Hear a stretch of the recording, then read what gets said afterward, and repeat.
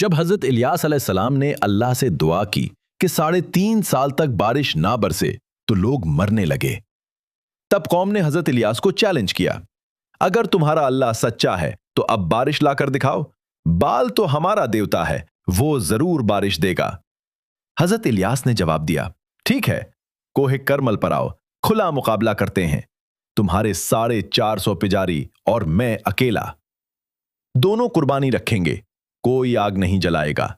जो माबूद सच्चा होगा वो खुद आसमान से आग भेजेगा। लोग मान गए और कोहे करमल पर हजारों का मजमा जमा हो गया। पुजारियों ने पहले अपनी कुर्बानी रखी। वो सुबह से शाम तक चीखते रहे, नाचते रहे, यहां तक कि अपने जिस्मों को छुरियों से चीरकर खून बहाने लगे कि ए बाल आग भेज। मगर एक चिंगारी तक ना आई। बाल मुकम्मल तौर पर हार गया। अब हजरत इलियास अलैहिस्सलाम की बारी थी। उन्होंने 12 पत्थर लगाए और चारों तरफ खंदक खोदकर उसमें इतना पानी भर दिया कि कुर्बानी पानी में डूब गई। फिर दुआ की, ए अल्लाह, आज अपनी कुदरत दिखा दे।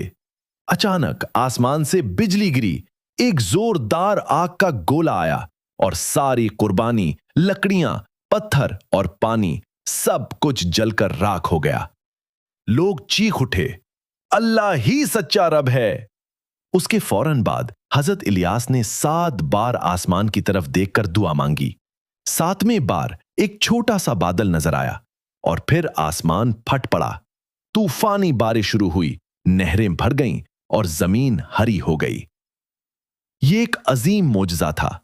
पहले आग आई, फिर बारिश बरसी और बातिल हमेशा के लिए रुसवा हो गया।